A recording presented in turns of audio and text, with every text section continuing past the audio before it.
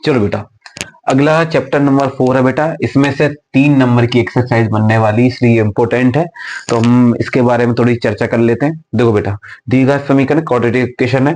सबसे पहला बेटा जो क्वेश्चन है वो यही हो सकता है कि इसका मानक रूप स्टैंडर्ड फॉर्म बताओ। तो बेटा देखो इधर ध्यान से, a x square plus b x plus c बराबर जीरो, बराबर जीरो होना चाहिए। अगर बराबर जीरो नहीं है तो वो फिर आंसर नहीं है, इतना याद रखना है, ठीक है। ये पहला क्वेश्चन है। दूसरा, द्विघात समीकरण a x square plus b x plus c बराबर जीरो में कोई मूल वास्तविक नहीं होते। बेटा कंडीशन आ सकती है, देखो वास्तविक कहीं कब नहीं होते, जबकि B square minus four a सी, ठीक है ना, छोटा होता है काय से, जीरो से, ठीक है ना, मतलब जीरो बड़ा होता है। वास्तविक कब होते हैं बेटा, जब ये जीरो से बड़ा आता है। मूल बराबर कब होते हैं बेटा, ठीक है, ठीक है ना। तो बेटा आपकी परीक्षा अध्ययन में ये दिया मान लो, तो हो सकता है वो चेंज करके ये पूछ ले। तो बेटा आपको तीनों कंडीशन क्या होनी चाहिए, याद होनी चाहिए।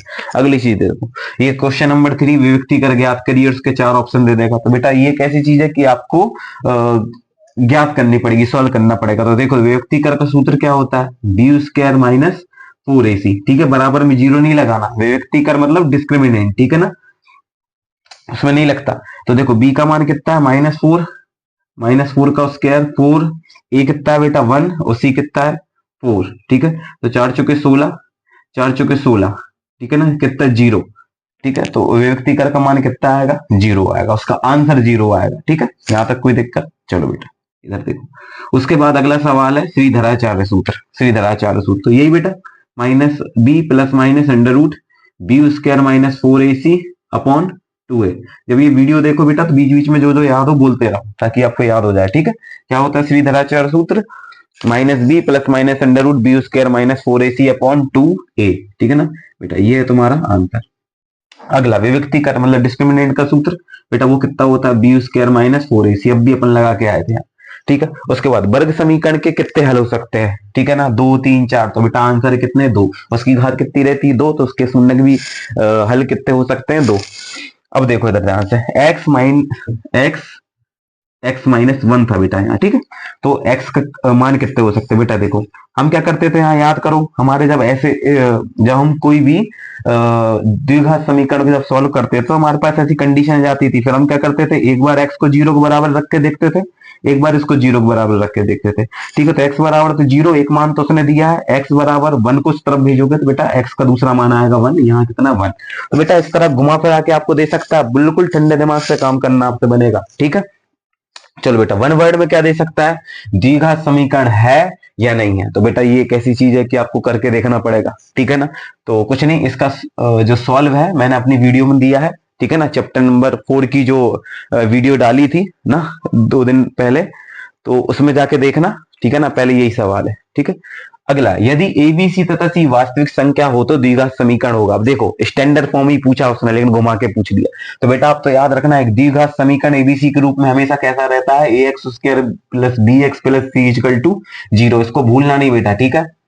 चलो आगे बढ़ते हैं। अब उसने पूछा है कि मूल्य किसी द्विघात समीकरण में मूल शून्य कब होते हैं, कंडीशन पूछ लीजिए। अब ये कंडीशन करके आए तो देखो लिख दो, शून्य कब होती है, जब हमने B square minus four a सी बराबर करें और जीरो निकल जाए, तो मूल कैसे निकलते हैं, शून्य, ठीक है ना। यहां तक कोई दिक्कत। ऋणात्मक कब होते हैं बेटा, ऋणात्मक कब होते हैं, ठीक है ना, जब संख्या ऋणात्मक में आए तो उसकी कंडीशन क्या रहती है, ये रहती है बेटा। और धनात्मक में आए, ठीक है, तो उसकी कंडीशन क्या रहती है, ये होती है, ठीक है बेटा। तो ये 3 कंडीशन हमने अब भी करके आए, ये आपको याद होगी, ठीक है ना। और इसको एक बार को चैप्टर को 2x में लगा के वहां देख लेना, वहां और अच्छे से समझ में आ जाएगा।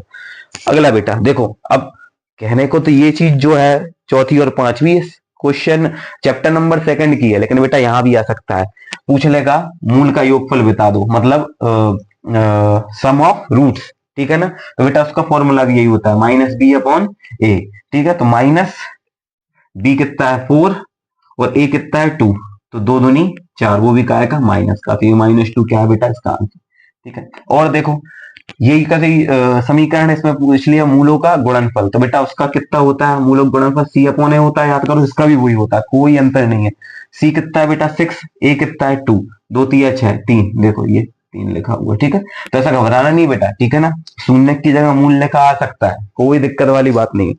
अगले बार अब ट्रू एंड फॉल्स में देखो क्या पूछ सकता है, जैसे पूछ लेगा वर्ग समीकरण के, द्विघात समीकरण के, क्वाड्रेटिक इक्वेशन के 3 शून्यक होते हैं, फॉल्स कितने होते हैं? 2 होते हैं। उसके बाद घात पे पूछ सकता है कि वर्ग समीकरण क्वाड्रेटिक इक्वेशन की पावर 4 होती है, नहीं होती, 2 होती है, ठीक है। और उसके बाद बेटा तीसरी कोई चीज हो सकती है, जैसे मान लो यही कंडीशन पे इस दे दिया आपको और बोल दिया कि इसके मूल बराबर है। अब बेटा इसको करके देखना पड़ेगा, इसको क्या करके करना पड़ेगा, तो देखो हम रखेंगे बी स्क्वायर माइनस 4ac, ठीक है, देखना है इधर ध्यान से। तो -4 का स्क्वायर, 4 इंटू ए कितना है 1 है और सी कितना है 4, ठीक है। तो 4 का स्क्वायर 16, 4 चौके 16, और बेटा अगर 0 आ जाता है तो मूल कैसे रहते हैं? बराबर रहते हैं, हमने पढ़ रखा है, ठीक है बेटा। तो अभी इसमें अब ट्रू फॉल्स तुक्का नहीं लगा सकते, आपको क्या करना पड़ेगा? सॉल्व करना पड़ेगा। तो बेटा इतनी चीजें हैं जो कि आएगी, बिल्कुल ठंडे दिमाग से काम करना बनेगा आपसे, ठीक है। चलो।